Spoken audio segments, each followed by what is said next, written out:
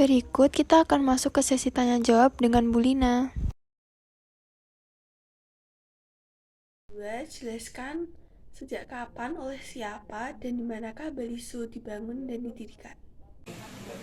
Jadi Balisu ini awalnya gini, saya ceritain historinya dulu ya. Jadi awalnya sebelum Balisu dibuka ini adalah galeri perak. Jadi galeri yang menjual perhiasan perak. Yang punya kebetulan putra daerah dari Singapadu juga. Rumahnya beliau sebelahnya Balisu, dekat sini. Jadi beliau itu punya beberapa burung dulu awalnya, burung-burung eksotis ya, burung-burung dikandangin dulu. Terus habis itu punya beberapa satwa eksotis seperti orangutan. Nah kebetulan waktu itu mungkin ada yang memeriksa ke sini, orangutannya disita, anaknya beliau tuh nangis parah. Akhirnya dari situ beliau punya keinginan untuk membuka zoo. Ya, jadi membuka zoo ini jadi dari galeri tetap ada galeri perak, jadi itu yang mensupport si Balisu ini bisa berdiri. Balisu dibuka di tahun 2002. Ya, jadi tahun ini kita baru merayakan ulang tahun yang ke-20. Jadi 2002 kita buka September tanggal 4. Ya, jadi sudah 20 tahun. Pemiliknya putra daerah dari Bali, Singapadu, Anak Agung Gede Putra nama beliau. Nah, sekarang Balisu ini sudah dikelola oleh anak beliau, namanya Bapak Lesmana, Anak Agung Gede Lesmana Putra. Ya, jadi beliau yang sekarang memang sebagai general manager di sini, beliau yang run untuk operasional di Balisu.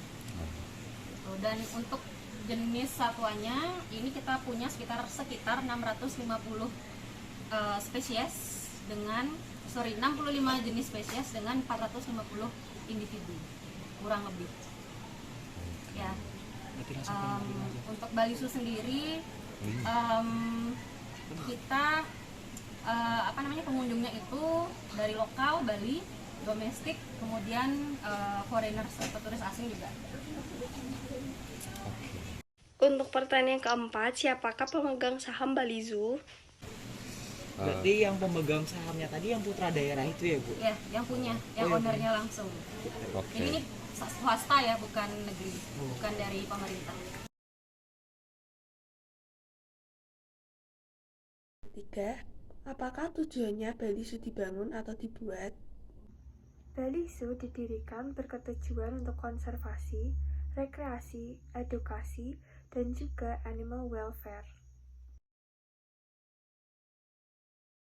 Pertanyaan kelima adalah bagaimana cara mendapatkan atau mendatangkan hewan-hewan yang dipelihara? Jadi gini, untuk mendirikan kebun binatang itu kan tidak mudah. Perlu ada banyak izin ya. Banyak izin, jadi izin-izin itu digunakan untuk kita bisa membuka Balisu. Nah, Balisu kalau sudah punya izin untuk membuka Balisu itu otomatis jadi lembaga konservasi. Kita di sini sebagai lembaga konservasi ex situ. Lembaga konservasi ex situ ini adalah lembaga konservasi yang melestarikan satwa di luar habitat aslinya. Nah, seperti misalnya, kalau adik-adik tadi ke dalam lihat komodo.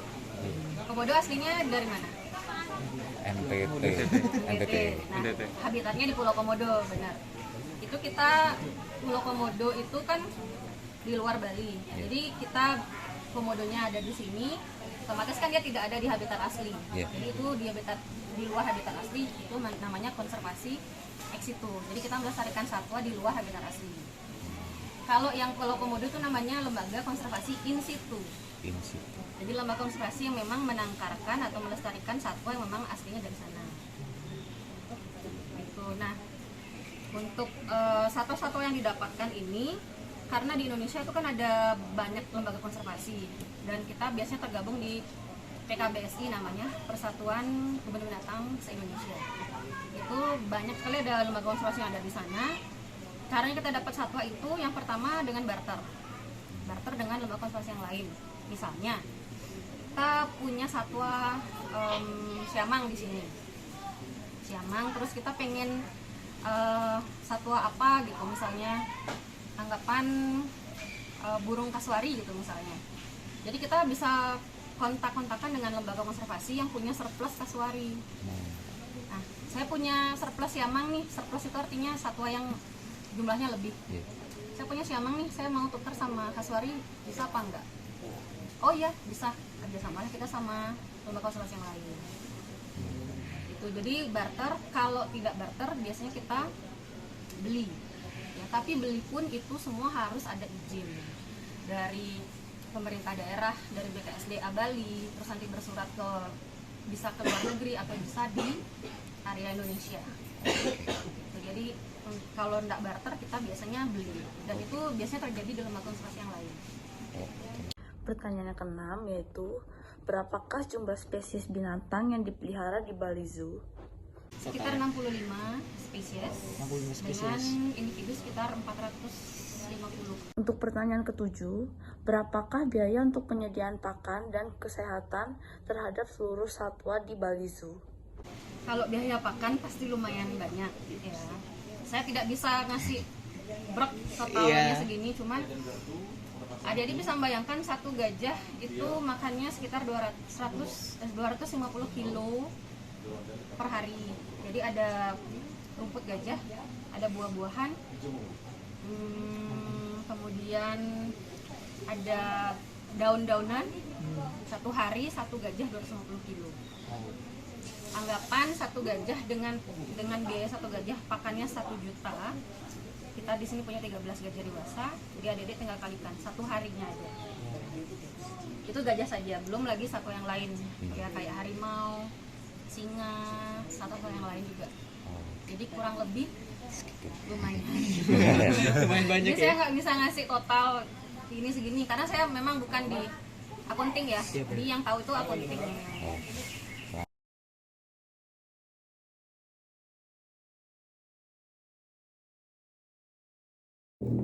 Untuk pertanyaan nomor 8, pelestarian satwa di Bali Zoo tergolong in situ ataukah ex situ?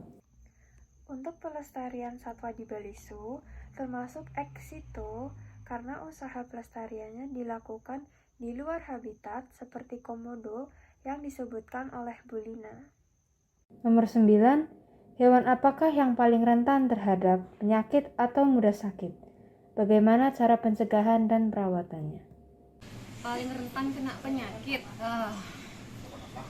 ada banyak sih ya. Jadi kalau rentan itu kayak kuda misalnya, kuda atau gajah ya. Kuda atau gajah memang rentan dengan penyakit seperti bloat atau kembung. Kalau kuda dia kolik, kembung juga. Jadi kita harus hati-hati terhadap pakan. Kuda tidak boleh makan rumput yang basah. Gajah juga tidak boleh makan makanan rumput yang terlalu basah. Jadi kalau misalnya kalian di sini kita kalau misalnya mau kasih makan kuda atau mau kasih makan gajah, rumputnya yang sudah kita terima hari ini kita harus keringin dulu, kita harus biarin dulu dia disebar gitu, biar tidak terlalu basah. Keesokan harinya baru kita kasih. Antisipasi agar tidak kolik atau bloat atau kembung. Orang hutan juga termasuk salah satu satwa yang rentan dengan sakit. Karena apa? 96% dari genetika mereka itu menyerupai kita. Bedanya, kalian bisa bayangin 4% saja bedanya kita dengan orang hutan. Tahu bedanya apa? Lupa. Apa? Lupa. Bedanya mereka nggak bisa ngomong kayak kita. Lupa tuh. Selebihnya sama. Susunan giginya mereka sama, 32.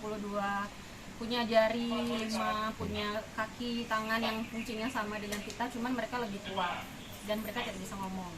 Mereka itu punya istilah di zoo ini, ada istilah zoonosis namanya. Jadi penyakit yang bisa menularkan satwa ke manusia atau sebaliknya manusia ke satwa. Misalnya adik siapa namanya? Evan. Adik Evan misalnya lagi flu nih, lagi batuk. Adik Evan deketin orang hutan, adik Evan peluk orang hutannya.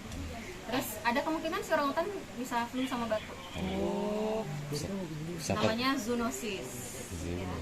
Begitu juga dengan kalian, kalau misalnya orang hutan lagi sakit, kalian dekat orang hutan, kalian ada chance ketularan juga.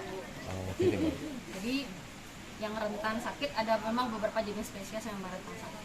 Makanya di sini kita sudah punya klinik di dalam. Ada dokter hewannya juga yang selalu siap untuk antisipasi. Dan Makanya mungkin adik-adik kalau ya nggak hujan ya, kalau ada orangutannya di free ranging itu memang kita tidak biarkan menyentuh, karena memang sensitif.